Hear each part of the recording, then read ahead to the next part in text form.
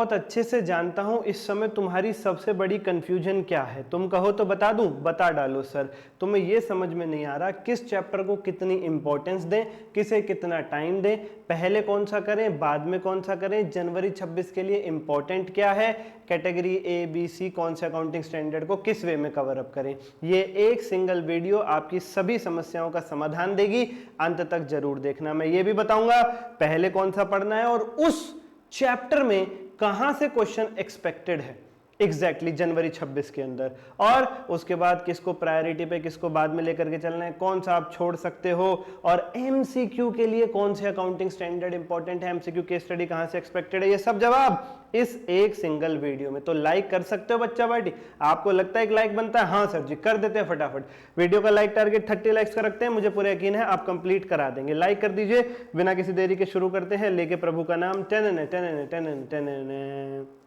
मैं कैसे कंट्रीब्यूट करूंगा फ्री ऑफ कॉस्ट ये भी बता करके चलूंगा। प्यारे बच्चों, सबसे पहले जो इंपॉर्टेंट, तुम्हें सुन करके बुरा लगेगा, सबसे मेन चैप्टर है कंसोलिडेशन। इसे किए बिना तुम पेपर में अच्छे नंबर की उम्मीद मत रखो।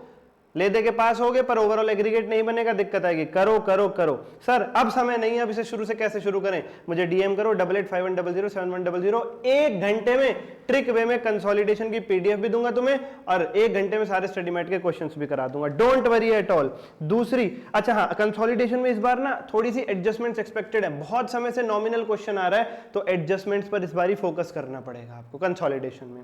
अमेलगमेशन के अंदर प्यारे बच्चों, सेकंड आपको अमेलगमेशन पे प्रायोरिटी देकर के चलनी है। इस बार पीसी थोड़ी ट्रिकी आ सकती है, याद रखिएगा। परचेज कंसिडरेशन की कैलकुलेशन थोड़ी ट्रिकी आ सकती है, और लेजर बेस्ड क्वेश्चन एक्सपेक्टेड है, जिसमें हो सकता है आपसे बैलेंस शीट भी मांगी जाए। एक अच्छा खासा क्वेश्चन अमेलगमेशन से। इस बार इंटरनल रीको और फाइनेंशियल स्टेटमेंट में इंटरनल रीको 14 नंबर का, जिसमें जर्नल एंट्री और बैलेंस शीट आपसे मांगी जाएगी, और फाइनेंशियल स्टेटमेंट से 6 नंबर का क्वेश्चन एक्सपेक्टेड है। इस बार लग रहा है इंटरनल रीको से 14 नंबर का आएगा।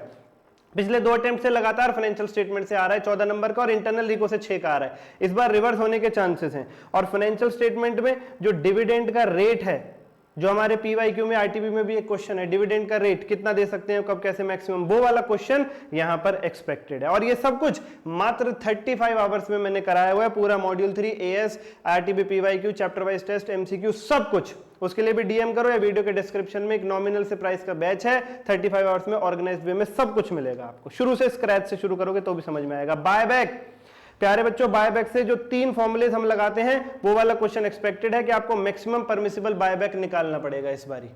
जो 3 फॉर्मूलेज हम लगाते हैं, वहां से क्वेश्चन इस बारी एक्सपेक्टेड है। अब एमसीक्यू में आए चाहे वहां पे आए, आएगा जरूर, आएगा जरूर। और कैश फ्लो, ब्रांच और फाइनेंशियल स्टेटमेंट, ये हमारी 5वीं प्रायोरिटी है। सबसे पहले कंसोलिडेशन पे focus, then amalgamation, then internal reco, then buyback, then cash flow, branch और फाइनेंशियल स्टेटमेंट। तीनों की बराबर इंपॉर्टेंस है। ये 7 मार्क्स, ये 6 marks. Consolidation 14 mark, amalgamation 14, internal RIICO 14, buyback 6, cash flow 7, branch 6, financial statement 6। तो मार्क्स के बेस पर भी मैंने प्यारे बच्चों यहाँ पे प्रायोरिटी करके दी है आपको। कहां से कैसा क्वेश्चन एक्सपेक्टेड है ये भी बताया। इनको मत छोड़ना, आने को कुछ और भी आ जाए, पर इनको मत छोड़ना जो मैं बता रहा हूं, इन पे जरूर फोकस कर लेना। पीसी, लेजर और ये डिविडेंड का रेट, और इसमें इंटरनल रीको में जनरल एंट्रीज। मात्र 1 घंटे में इंटरनल रीको सारा करा दिया मैंने, क्वेश्चन समेत जनरल एंट्री सब कुछ।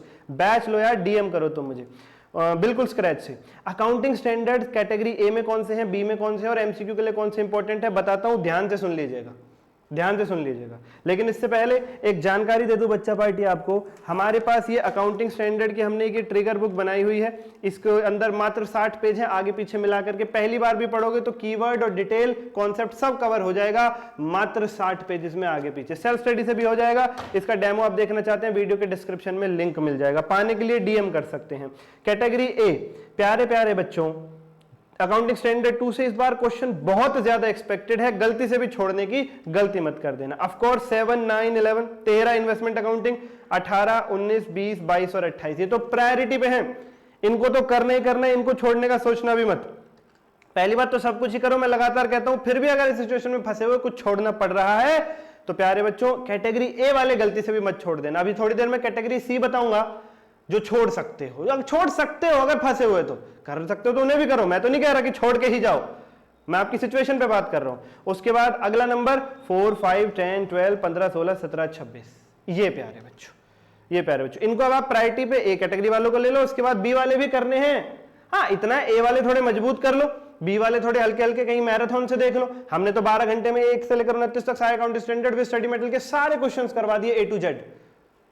उसके लिए भी आप मुझे डीएम कर सकते हो। वो चार्ट रिवीजन बैच है, और अगर केवल और केवल बुक चाहिए तो उसके लिए 60 पेज की बुक है। जो आपकी जरूरत वो बता दो। बुक में केवल बुक मिलेगी, चार्ट रिवीजन बैच में लेक्चर्स भी मिलेंगे साथ में आपको। ठीक है सर, वो चार्ट से कराए हमने। ठीक है सर, ठीक है। स्क्रैच से सबको समझ में आएगा। जो छोड़ सकते हैं वो है 1, 23, 24, 25, 27, 29 छोड़ सकते हैं। जो छोड़ना चाहे वो, मैं नहीं कह रहा छोड़ो, मैं नहीं कह रहा छोड़ो।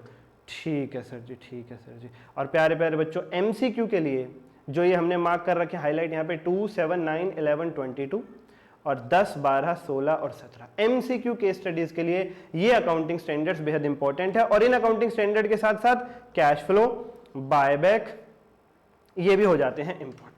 कैश फ्लो और बायबैक ये भी, और 1-2 नंबर का एमसीक्यू फाइनेंशियल स्टेटमेंट से भी एक्सपेक्टेड है। तो ये हो गया आपका एमसीक्यू वाला पार्ट बच्चा पार्टी। कुछ भी छोड़ने की गलती ना करें, मुझे डीएम करें। लेक्चर्स के साथ रिवीजन करनी है चार्ट के साथ, तो चार्ट रिवीजन बैच का लिंक है नीचे। डेमो वगैरह देखना है मुझे डीएम करो। और प्यारे बच्चों, केवल बुक चाहिए जिसमें खुद ही सेल्फ स्टडी से सब समझ में आ जाएगा और डाउट भी लूंगा मैं बुक वाले बच्चों के, तो भी डीएम करो। पीडीएफ तो पीडीएफ, हार्ड बुक तो हार्ड बुक। ऐसे ही कंसोलिडेशन और मॉड्यूल 3 की भी बुक है, ट्रिक बुक, वो भी 60 पेज की आगे पीछे मिला के, उसमें ट्रिक वे में कवर्ड है सारे कॉन्सेप्ट। मात्र एक दिन में तुम इन 2 बुक से पूरा एडवांस अकाउंट्स रिवाइज कर जाओ। कोई और क्वेरी है कमेंट करो, डीएम करो। आज के लिए इतना ही, धन्यवाद।